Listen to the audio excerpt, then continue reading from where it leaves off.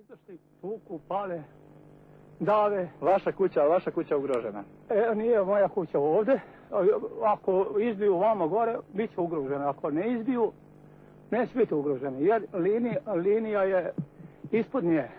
Da sam mislio bježati, ne bi ostalo. Ja sam noćevao sam u kući i ostajem i dalje. I evo sad, pripojio sam se armijom.